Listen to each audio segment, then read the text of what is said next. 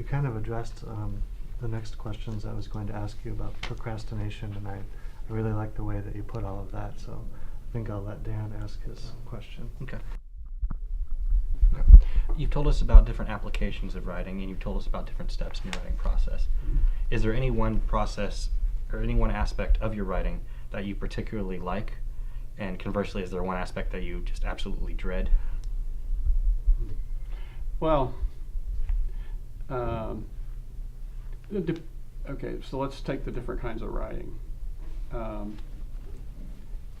part I like for the writing that has to do with the job and all that, the part I like there is defining on the front end audience message, because that clarifies a lot for you right there. And once I get that clear in my head, and it's not always clear, just because you're meeting, let's say you're going to be meeting with the Mattoon Rotary, and you're going to be talking about something. The audience isn't the Mattoon Rotary. You've got to look at who all's in there, the different segments of the community and everything, and you've got to think about what are the common threads there. And so you may end up with knowing that you're going to be addressing one audience when you're talking about the Renewable Energy Center, another audience when you're talking about enrollment, and another audience when you're talking about community service. And so that's the part I like, is just getting that identified. In terms of more personal, really personal writing, I like it when I find the right word. In haiku, you've got these syllables, and I know that, of course, if you, in different languages, of course, the syllables change and the meaning changes and all that, but I just do English, okay? And so getting it right, at least what I think is right, is very satisfying, because sometimes you'll write it, you'll have the right number of syllables, you'll be getting almost the intent you want, but changing one word sometimes can really make things fall in place. It's kind of like a jigsaw puzzle. You do a jigsaw puzzle, and you're down to just a few spots left, and boy, this looks like it goes right there, and it almost does, but it doesn't quite. So it's the same with words. So that's very satisfying. I like that. Get a lot of enjoyment out of that. Well, splitting it up again into your professional and personal writing, what would you say have been your most successful or your favorite writing experiences? Well, I'd say maybe a couple of the mathematics papers I wrote, I felt like, when it was all done, I felt very good about the way I'd put it together.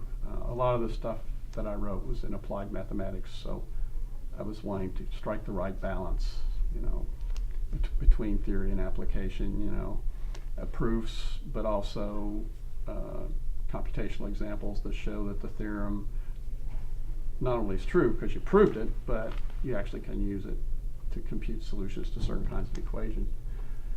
So that's been very satisfying. But I think my personal writing. So I think students already know. They get to us and they've already gone through a lot in their life, and there's going to be more of that to come. And I think to the extent that they can see writing as a way to deal with issues, it's not like they're writing for anybody else. They're not going to publish it. Some people keep diaries. Sometimes some people just every now and then say, I've got to write about this. Sometimes they tear it up. Sometimes they keep it in a book. But I think words have such power for us. That's why we have to be careful, in using speech with other people. Yes, we have freedom of speech, but we can sure hurt people with our speech.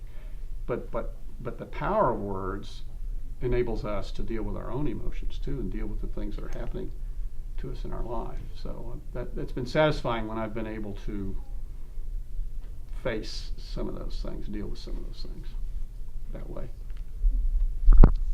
Well, to take it back into maybe your professional writing, when you see other people doing the kind of writing you do, so you read a speech or, you see some of that, when do you think like, oh, wish I'd said that? I wish Or, I'd said that? I mean, what do you really admire in, that you see people doing well in the kind of writing that you also do? Mhm. Well, I see brevity and imagery. Hmm. Someone will write something and it will bring something to mind. I think that's very valuable. You think about examples with malice toward none and charity for all. Ask not what your country can do for you, but what you. And I know there's names for that kind of construction, right. but wording that connects you to the speaker and to the speech. I think one of the great things about Martin Luther King Jr.'s "I Have a Dream" speech is we all know the part about "I have a dream," but you look at the whole speech and you see imagery. In many places, some very powerful imagery, and it's not with a lot of words. It's just it's just a few words. You get this imagery toward you. Franklin Roosevelt, and of course, a lot of you're shaped. I'm shaped by what I studied, what I've heard. Those are the kind of things that get me, just short, powerful words with imagery, and a call to action. That you see this as something more than just some words sitting on a page. It's something that's reaching out to you and saying, you need to do something. So it's sort of about when you see writing that works, or sort of good writing that sort of it when you see it. Has anyone ever, to take a sort of more intellectualized version of that, has anyone ever said anything to you about writing that you say like, yes, that means, have you gotten any good advice about writing? Oh, well, the best advice I ever got was know your audience. Do you remember who told you that? Yeah, my wife. Bill, who's your audience? And that's just the best advice of all. So I thought you had invented classical rhetoric, but it turns out it is your wife. That's correct. That's excellent. Right. Well, before I ask the last question, I'd just like to thank you for being interviewed and in the whole interview here. Well, I've enjoyed it.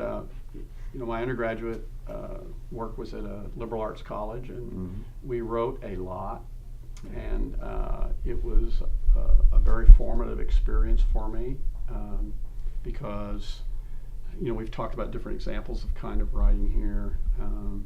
It's through writing, I believe, that you do start to understand yourself. You're synthesizing a lot of things you've read and heard, and now you have to put something on paper. You have to make an argument. You have to convince, entertain, whatever the purpose is and whatever the audience is. But when you put down the page, it's you. And that's powerful. And that's why I think at Eastern, with the Writing Center, with the General Education Corps, Writing across the curriculum, all these things, that's just really important for our integrative learning initiative. All right. But we'll end on a tough note with you. Okay. Okay. Sort of a grammatical test to see where you stand. What's your favorite punctuation mark and why? The semicolon.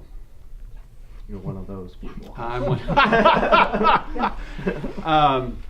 Now let's get beyond that. What's it called in writing where you put the marks and then you look sideways? It looks like a face. Oh, the emoticon. Emoticon. I mean, that's the only one that winks. I think is the semicolon. So that makes it interesting. But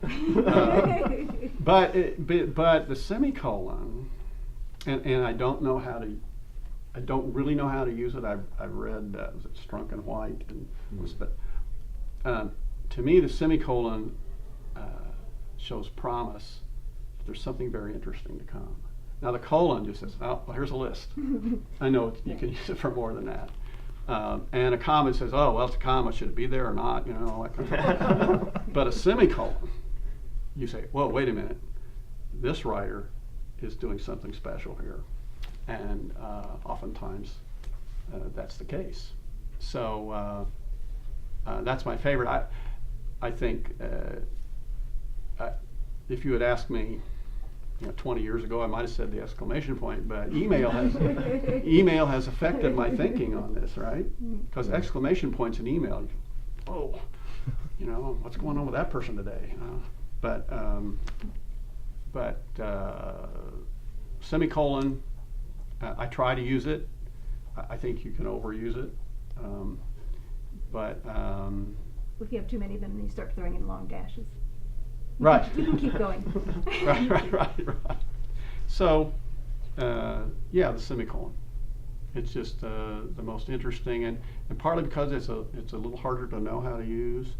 It's a little more challenging, and to me anyway, it's a little more challenging to use, and so that makes it interesting. I've always believed that whether we're students or faculty or staff or whatever we do in life, we want to do things that are interesting. We want to work with things that are interesting. And so when we're writing, the opportunity to do interesting things with punctuation and sentence structure and things like that makes it more fun than just subject, verb, object, period. So, Right.